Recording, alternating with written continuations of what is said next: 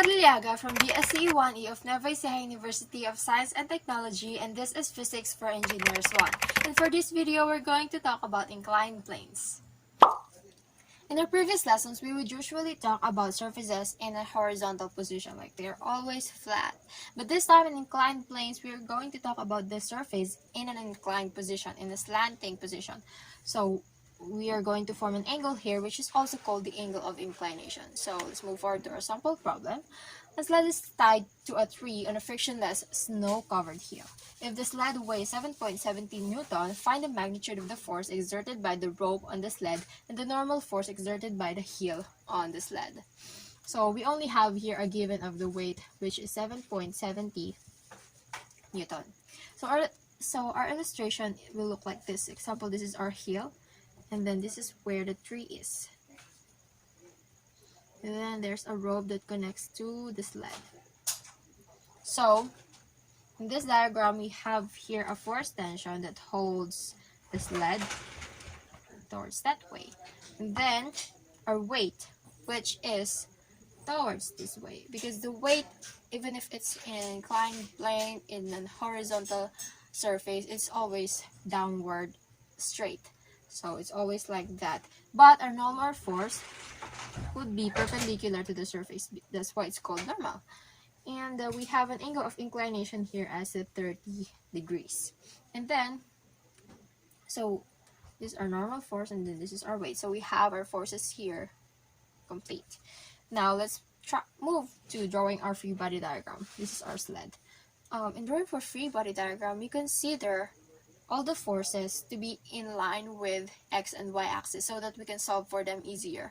Because, like, for example, if we follow this one, let's say this is where our force, normal force, and then this is where our tension force, and then this is the weight.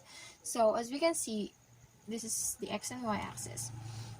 It's going to be a little too complicated because we are going to solve for x and y components of normal force first, and then x and y components of tension. So yeah, that's just more complicated. So what we're gonna do is that we're going to align this two in our axis, and we will leave the W, or the weight, to be the one that is out of the axis. Like, it's the one who will be having the angle. Like this, let's say this is our object, which is the sled, and then this is our normal force tension, and then our weight will be here with a 30-degree angle. So it's easier because we will only need to find for the x component and y component of our weight. We need to find wx and then the wy. So that's all. But if we use this diagram, it's going to be more complicated. So yeah, so in solving for what is asking in the question, we need to divide them into x and y components. So our x component here is the force tension, and then the x component of our weight, and then our y component here is the normal force, and then the y component of our weight. So let's first go with our x component so we can solve for the force tension. We are going to use the second law of motion, and we have here a net force equivalent to mass times acceleration in x component. So as we can see, our sled is at rest. It's not moving because it's tied to the tree. That's why we have an acceleration of 0. So hence our net force should be equivalent to 0. So it will be 0, which is equivalent to force tension, because we consider this side as our positive direction. This x and this is y axis. This is our positive direction, and then that makes the x component of our w to be negative. We have negative wx. And in solving for the x component of our w, we're going to use w sine theta. Why is it sine? We usually use cosine when we're talking about the x component, but this time our angle is located here. So we all know that sine in trigonometric identity is equivalent to opposite over hypotenuse, and our opposite here is located here.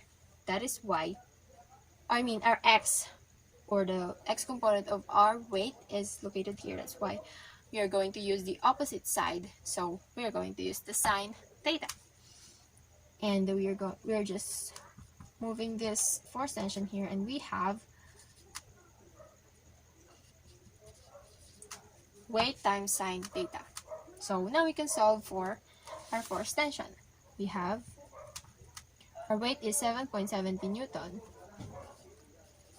sine 30 degrees, and we have 38.5 Newton. So that is our force tension for this problem. And now let's move forward to finding the normal force exerted by the heel on the sled. And we're going to use our y component in order to find this normal force. So we again have Fy is equivalent to mass, acceleration, and then y. Our acceleration here again is 0 because, our sled is at rest. Therefore, 0 is equivalent to normal force minus W y, the y component of our weight. So this time we're going to use cosine theta, or weight times cosine theta, to solve for the y component. We're just going to move this one and this side, and we have W cosine theta. So 7.70 Newton times cosine 30 degrees, and we have 66.7 Newton. So our normal force is equivalent to 66.7 Newton, and our force of tension is equivalent to 38.5 Newton. So this is inclined plane, and once again, I'm Camille Pajarillaga from BSCE 1E of Nueva University of Science and Technology. Thank you so much for watching.